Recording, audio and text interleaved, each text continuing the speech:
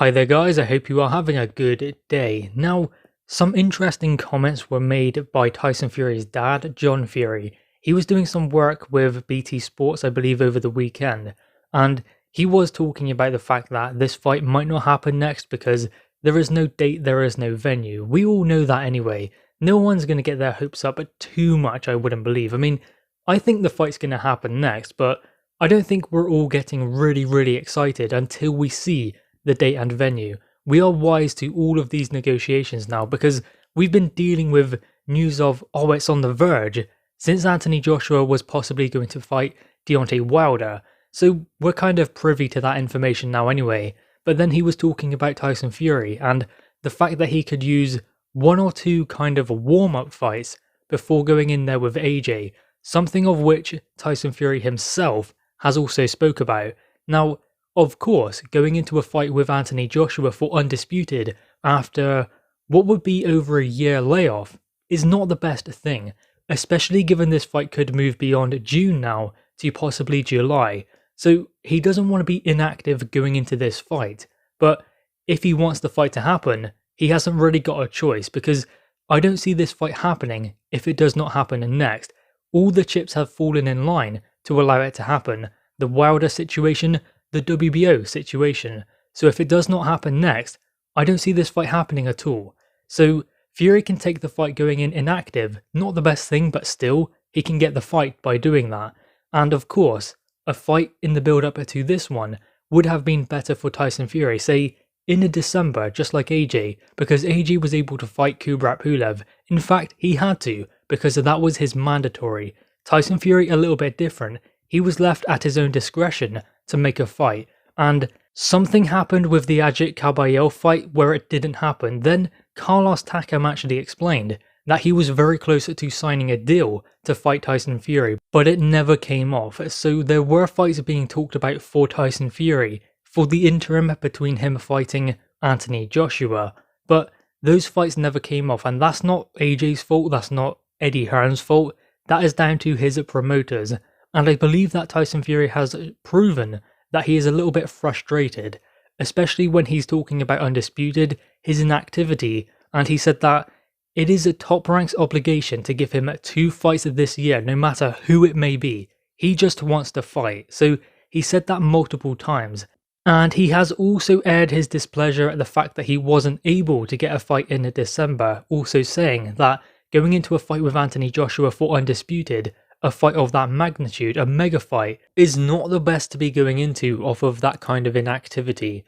Now, of course, nothing can be done about that now, because the chance was there to fight in December had they found a suitable opponent that was a pay-per-view worthy event for the December fight for Tyson Fury. And considering it was behind closed doors, although they might have been able to get 1,000 fans in, because AJ was able to for the Pulev fight, but that was like 3 or 4 weeks before the fight that they were able to confirm fans could come back. So at the time they were considering an opponent for Tyson Fury in December, I don't believe they would have known that they could have had fans in the arena, so therefore that kind of revenue wasn't going to be there. And perhaps 1,000 fans for Fury versus Caballero or even Fury versus Takam maybe wouldn't have generated enough money to ensure they could do the event.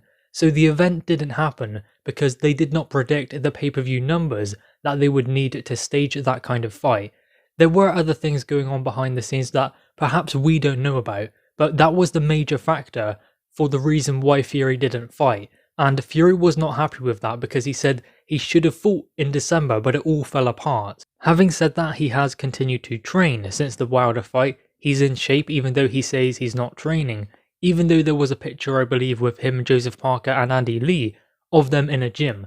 So he clearly is training, and even though he said he stopped training and he's taking a break from boxing in one of his BT Sports interviews, he said he sparred yesterday, so he is clearly still training, taking over, getting ready for whatever date might come his way. So he has the added advantage of being able to be in shape, and I know that AJ has that as well, and it doesn't seem like a big advantage. But for someone like Tyson Fury, who hasn't necessarily stayed in shape, between fight camps, that is a big thing for Tyson Fury, so he will have that going into this fight. Again, he will have been inactive out of the ring for over a year and 3 or 4 months, depending on when this fight actually takes place. And for skeptical people, if it takes place, I'm kind of in between at the moment. I'm skeptical, but I still believe it's going to happen next.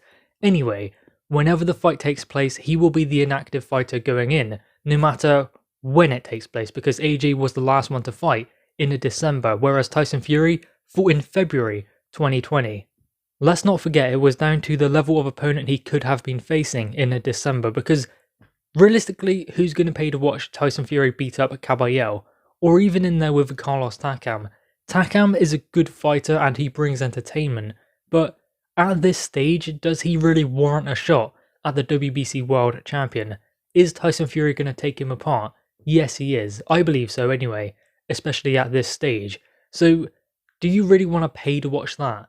I mean, if they had gotten a better opponent, perhaps it could have been a good pay-per-view event, but it was down to the level of opponent they were looking at, someone who didn't really warrant a shot at Tyson Fury and the WBC Championship.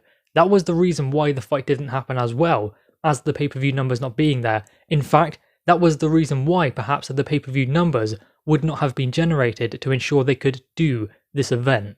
I mean, I know that someone like Dillian Whyte had the rematch with Povetkin that he was working towards, but could you imagine if Tyson Fury said to Dillian Whyte, do you want to fight me in December? What's he going to do? He's most likely going to go that way, because at that stage Povetkin had pulled out because he had tested positive, I believe, for COVID. So Dillian Whyte would have jumped at the opportunity to face Tyson Fury in December, and that would have been a big pay-per-view and would generate big numbers, meaning they could have had that fight.